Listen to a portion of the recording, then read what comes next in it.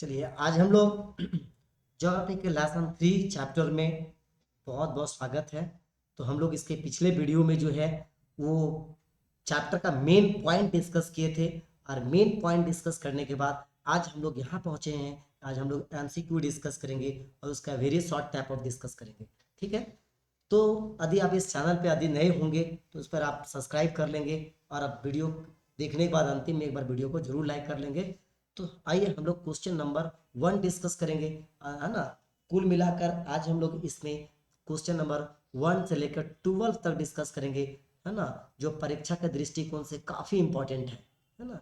तो आइए हम लोग पहला क्वेश्चन की बात करेंगे। पहला क्वेश्चन क्या बोल रहा है? तब पहला क्वेश्चन बोल रहा है कि मानव विकास के प्रमुख तत्व क्या है।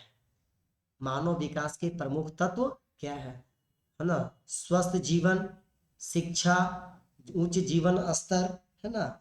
तो यहाँ पे देखेंगे इस क्वेश्चन के अकॉर्डिंग शिक्षा भी जरूरी है, उच्च स्वस्थ जीवन भी जरूरी है और उच्च जीवन स्तर भी जरूरी है। अगर ये तीनों जरूरी है इनमें से सभी यानी डी आपका राइट आंसर हो जाएगा, है ना। तो आइए सबसे पहले हम लोग क्वेश्चन नंबर 2 की बात करते हैं। ठीक है, तो 2 क्या बोल रहा है कि झारखंड में साक्षरता दर कितनी है। यानी झारखंड की साक्षरता दर यानी पढ़े लिखे व्यक्तियों की संख्या कितनी है, परसेंटेज में ओवरऑल देखेंगे तो जो झारखंड की है, तो झारखंड की साक्षरता दर कितना है 66.41%। यानी 66.41% झारखंड की साक्षरता दर है। झारखंड भी एक ऐसा राज्य है जो निम्न साक्षरता दर में आता है। बिहार, झारखंड, है ना, ये सब भी आते हैं। चलिए यहाँ पे अगला क्वेश्चन नंबर हम लोग 3 की बात करें तो बोलता है भारत में निम्नलिखित राज्यों में से किस में एक 0 से 6, है ना, आयु वर्ग के बच्चों को लिंगानुपात न्यूनतम है। मतलब है क्वेश्चन समझ गए, निम्न है लिंगानुपात 0 से 6। तो क्वेश्चन नंबर हम लोग तीसरा की बात करेंगे तो सबसे पहला जो आंसर होगा वो क्या होगा, हरियाणा। यानी आपका राइट आंसर क्या हो जाएगा, ये वाला हो जाएगा।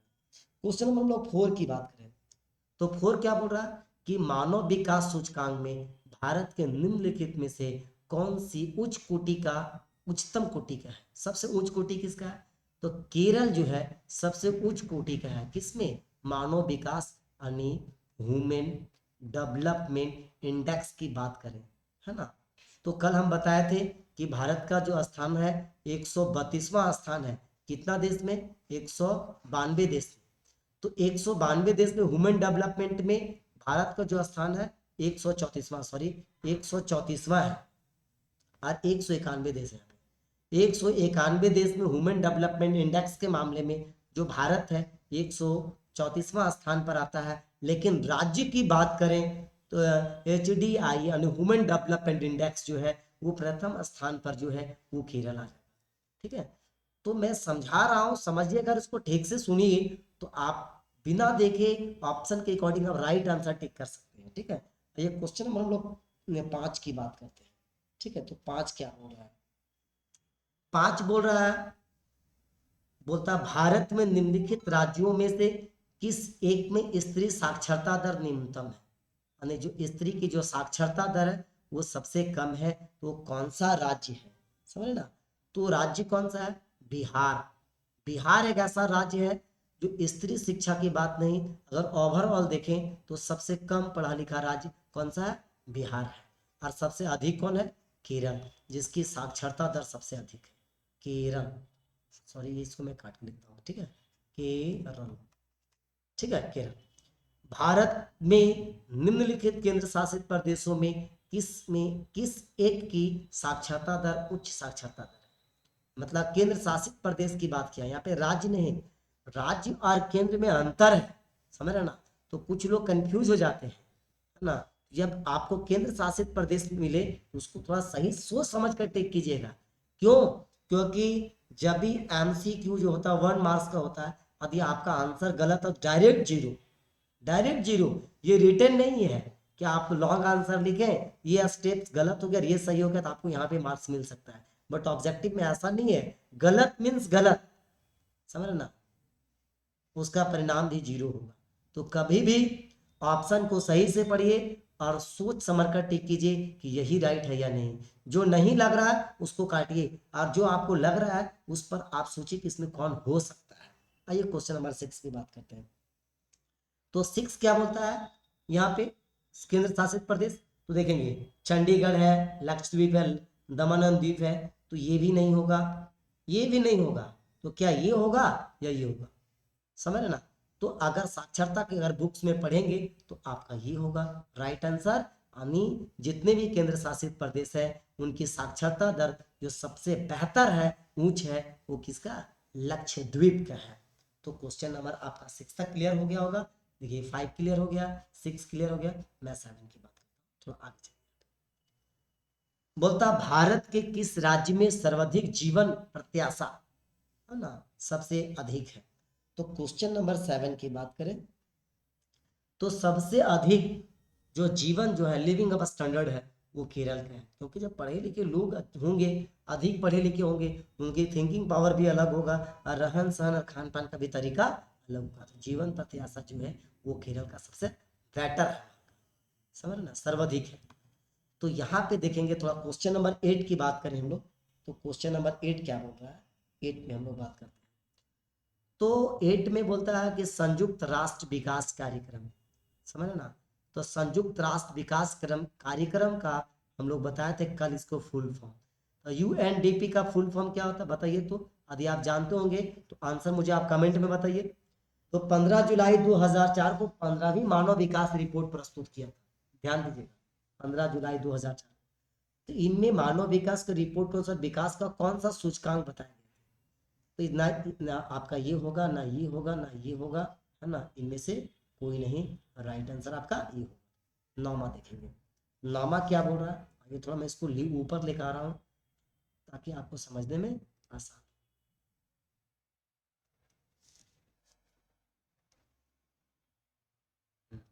नौमा ये नौमा बोल रहा है, मैं थोड़ा इसको क्लीन कर लेता हूँ ताकि आपको समझने में थोड़ा आसान हो।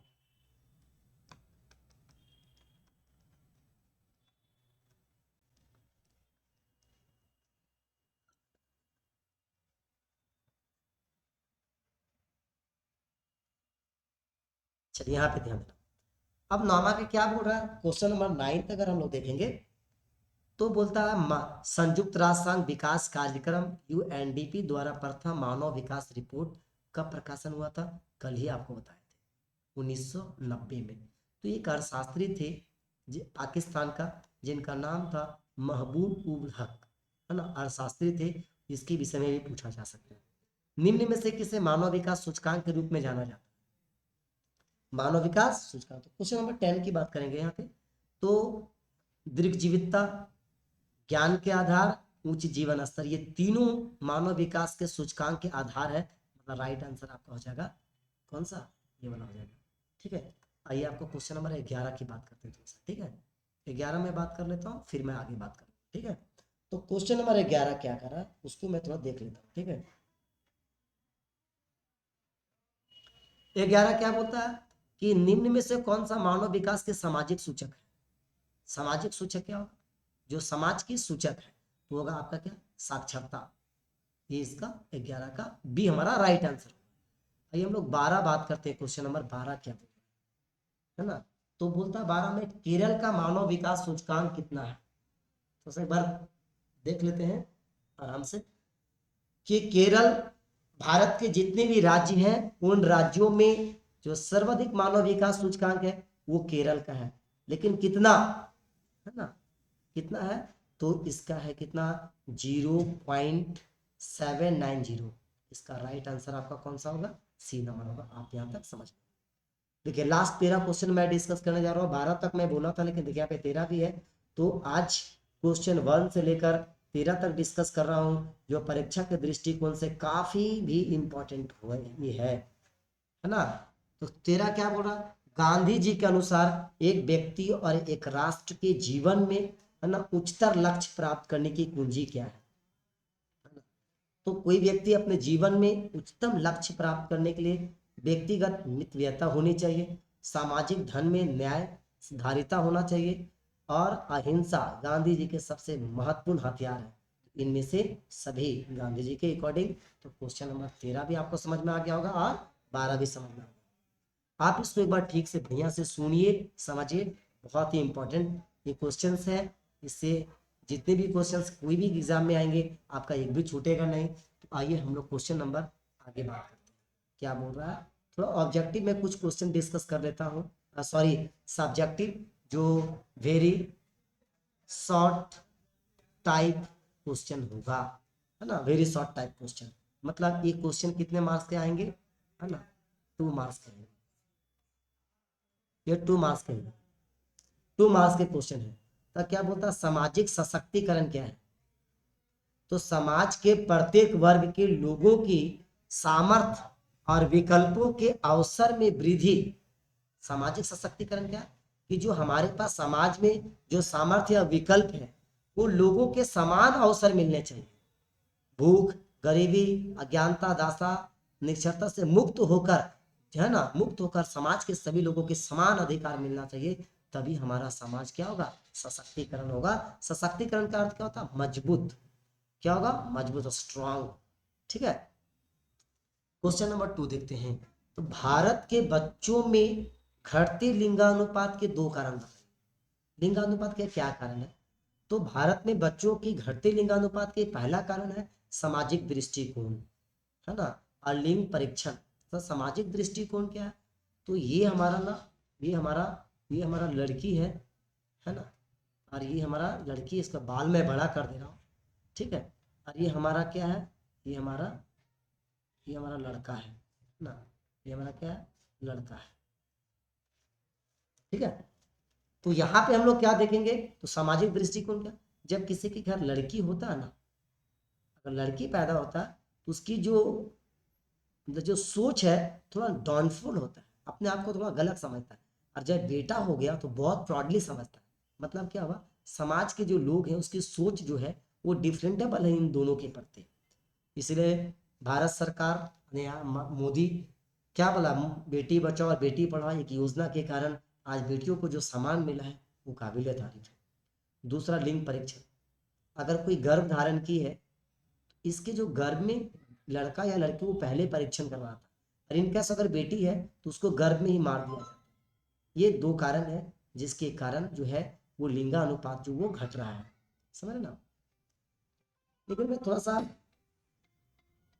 है ना, इसकी अगर मैं थोड़ा और भी बात करूं तो यहाँ पे क्या हो रहा, एक बार यहाँ पे देखें, ठीक है। तो क्या हो रहा है, मानव विकास क्यों आवश्यक है, मानव विकास क्यों आवश्यक है, ये वाला क्वेश्चन आपका आंसर आपको समझ में आ गया होगा, ये भी आपको आ गया है। तो कुछ क्वेश्चन पे मैं डिस्कस करूंगा जो साउट है। मानव विकास से गरीबी हटती है, मतलब क्या हुआ, जितना मानव का विकास होगा तो मानव विकास किस पर प्रहार करेगा, गरीबी पर। तो जिस देश में मानव विकास अधिक होगा तो उसका मतलब वहां पे गरीबी भी घटेगी और उत्पादन में वृद्धि होगी, राजनीति में स्थिरता आएगी और देश का सर्वांगीण विकास होगा।